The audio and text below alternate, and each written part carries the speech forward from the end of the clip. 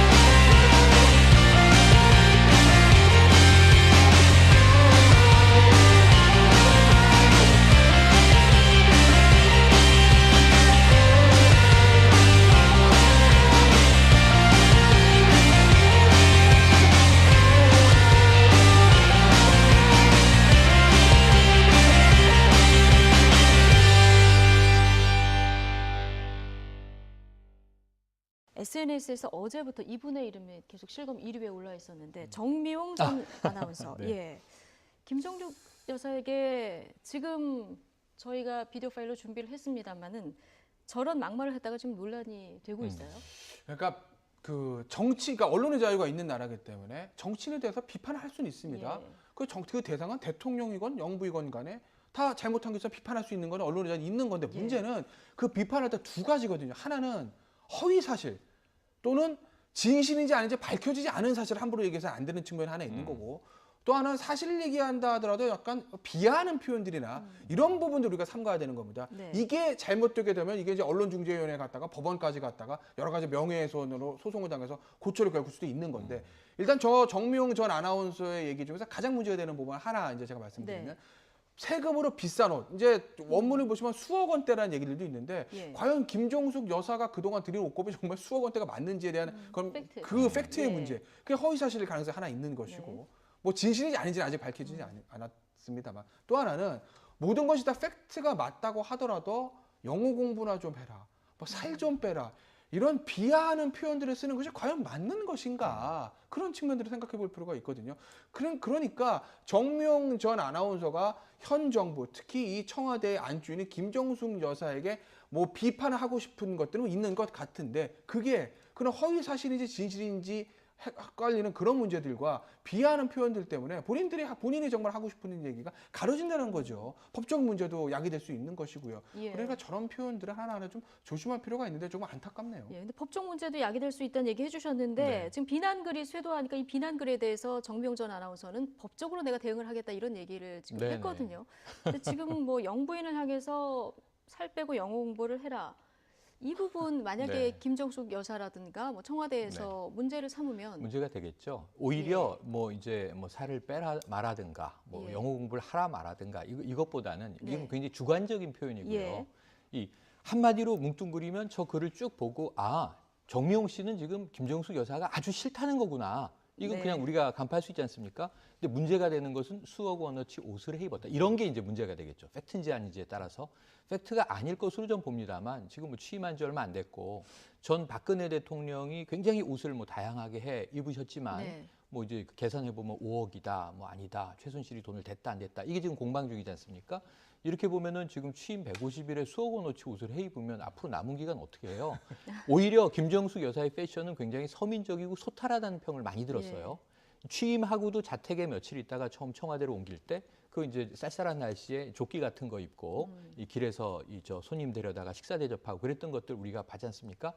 가장 화려했던 김정숙 여사의 옷은 미국 순방 때예요. 첫 네. 해외 순방. 예. 그런데 그때 한복을 입었고 그때 버선 슈즈를 이제 신었는데 그 한복이 굉장히 돋보였었는데 그 옷감은 포목점을 했던 어머니가 물려준 옷감으로 예. 지어 입은 것이다라고 우리가 보도에서 그렇죠. 전한 예. 바가 있죠. 그러면 그것도 이제 공임은 들었겠으나 옷감 값은 물려받은 것이라 안 들었다면 수억 원의 비용으로 김정숙 여사가 해 입은 옷은 도대체 어떤 건가 궁금해하는 분들이 많거든요. 그러게요. 그래서 예. 저는 이 정미용 씨가 정치평론도 하시고 오피니언 리더입니다. 거기다가 전 KBS 아나운서입니다. 지금 KBS는 이 파업으로 몸살을 앓고 있는 상황인데 이런 얘기가 들려요. KBS 아나운서들이 저런 발언들을 좀 부끄러워하고 있다. 그런 것들에 대해서 좀 오피니언 리더로서의 자신 발언의 적절성을 이야기해야 또 정치권의 발언에 대한 비판도 할 수 있잖아요. 네. 너무 막말이 난무하고 있는데 거기에 또 하나를 참 명절 연휴에 보태서 국민 공감이 떨어지는 얘기로 무리를 일으킨 것 같아서 이 부분은 뭐 아까 김 변호사 말씀처럼 안타까운 대목이죠.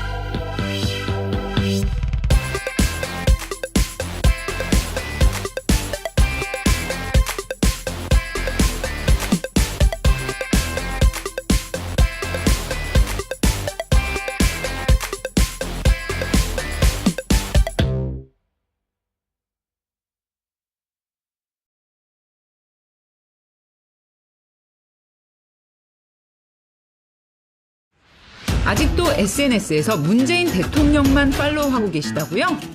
친절한 청와대, 활짝 열려 소통하는 청와대. SNS 청와대 공식 계정으로 더 가깝게 만나세요.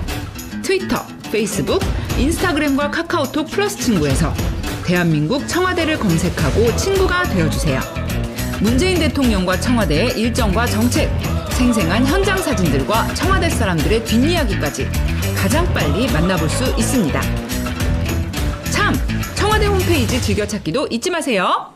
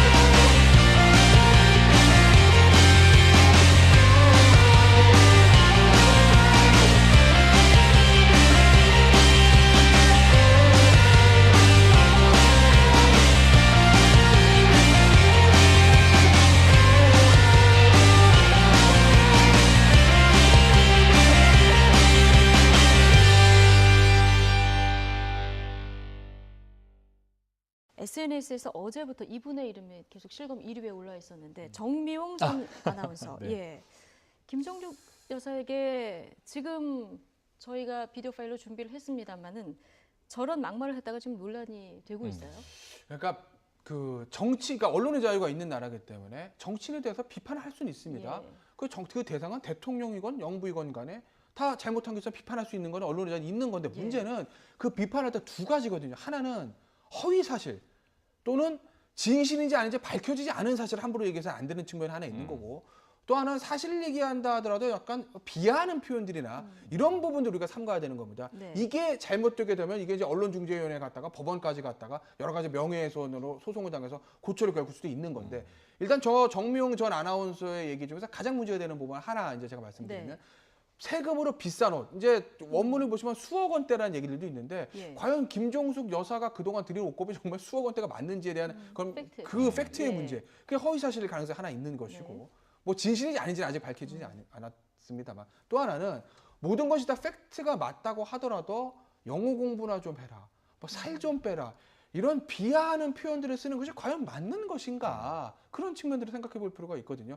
그러니까 정미용 전 아나운서가 현 정부, 특히 이 청와대의 안주인인 김정숙 여사에게 뭐 비판을 하고 싶은 것들은 있는 것 같은데, 그게 그런 허위 사실인지 진실인지 헷갈리는 그런 문제들과 비하하는 표현들 때문에 본인이 정말 하고 싶은 얘기가 가려진다는 거죠. 법적 문제도 야기될 수 있는 것이고요. 예. 그러니까 저런 표현들을 하나하나 좀 조심할 필요가 있는데 조금 안타깝네요. 예, 근데 법적 문제도 야기될 수 있다는 얘기 해주셨는데 네. 지금 비난글이 쇄도하니까 이 비난글에 대해서 정미용 전 아나운서는 법적으로 내가 대응을 하겠다 이런 얘기를 지금 네네. 했거든요. 근데 지금 뭐 영부인을 향해서 살 빼고 영어 공부를 해라.